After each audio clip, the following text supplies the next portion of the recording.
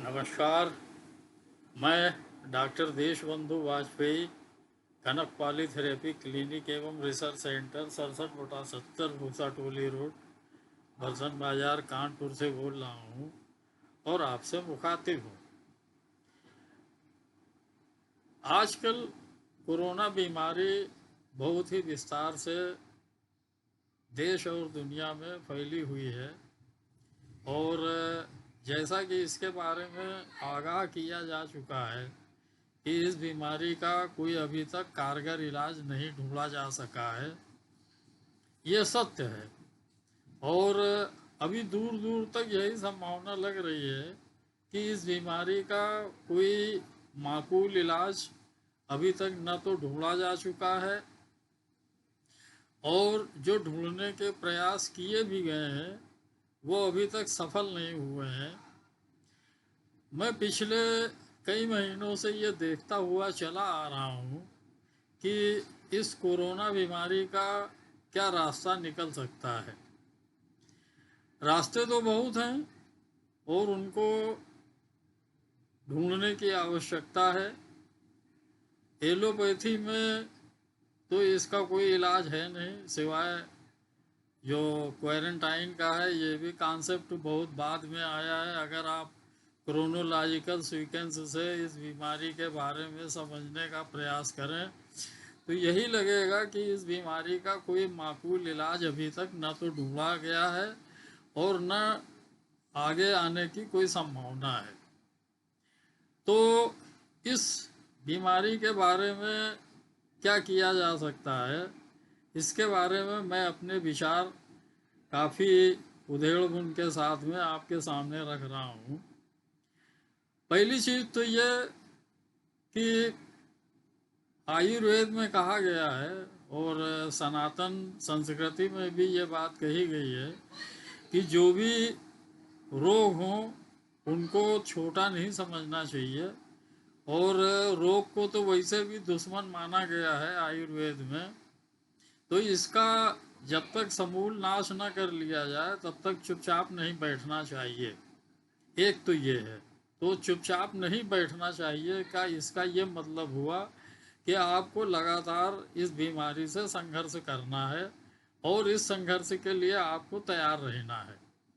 दूसरी बात यह कि स्वास्थ्य के नियमों का पालन करिए और आगे आने वाले दिन आपको थोड़ी छूट मिलेगी, आपको थोड़ी राहत दी जाएगी, तो उसका फ़ायदा उठाइए और उसका कोई दुरुपयोग ना करें। आप अपने काम में लगे रहिए, काम भी करिए और इस बीमारी से भी लड़ते रहिए, तो सारा काम चलता रहेगा। ये लंबी लड़ाई है और इसको आप थोड़े दिनों की बीमारी न समझिए, क्योंकि इस बीमारी का जो इंक्यूबेशन पीरियड है वो बदलता जा रहा है, लगातार बदलता जा रहा है। इसका जो जेनेटिक स्ट्रक्चर है वो भी बदलते हैं समय के अनुसार, तापक्रम के अनुसार, मौसम के अनुसार और जो इन्वायरमेंट है उसके अनुसार। ये एक चीज़ और देखी गई है कि ये community to community, culture to culture और कंट्री टू कंट्री, खान पान का उनका किस तरह का व्यवहार रहा है उसके ऊपर ये निर्धारित करता है और इसी हिसाब से ये अपने जेनेटिक स्ट्रक्चर को बदल लेता है। कभी ये बड़ा खतरनाक होता है, कभी ये कम खतरनाक साबित होता है, लेकिन ये है बड़ा खतरनाक। और जो इसकी मल्टीप्लिकेशन की स्पीड है वो आम तौर से जो वायरस में देखी गई है वो नहीं होती है और उससे कई गुना अधिक होती है। कभी कभी तो ये अमूमन जो साधारण बैक्टीरिया या वायरस का मल्टीप्लिकेशन होता है वो हर सेकंड में डबल होता है और कब किसी किसी में ये डबल का ट्रिपल हो जाता है। यानी एक सेकंड में एक हुआ तो दूसरे सेकंड में ये दो हो गए, तीसरे सेकंड में ये चार हुए। इस तरीके से मल्टीप्लिकेशन डबल का होता है। और किसी किसी में एक का तो तीन हुए, चार हुए, पांच हुए। तो इस तरीके से जो मल्टीप्लिकेशन है वो बड़ा खतरनाक है। तो हमें ये मान के चलना चाहिए कि स्वस्थ व्रत के नियम जो आयुर्वेद के बताए गए हैं उनका पालन किया जाए, और जो आयुर्वेद की जो फाइटोकेमिकल दवाएं हैं उनका इस्तेमाल किया जाए। साथ साथ अगर आप करते हैं तो इसका आपको फ़ायदा मिलेगा। भारत सरकार के आयुष मंत्रालय ने जो हिदायतें दी हैं उनका तो पालन करिए ही। आप अपने इलाके के जो भी आयुर्वेदिक प्रैक्टिशनर हैं उनसे भी आप बात करिए, और उनकी सलाह मान करके जो भी औषधियाँ हो सकती हैं उनको आप उपयोग करिए, तो आपका काम भी चलता रहेगा।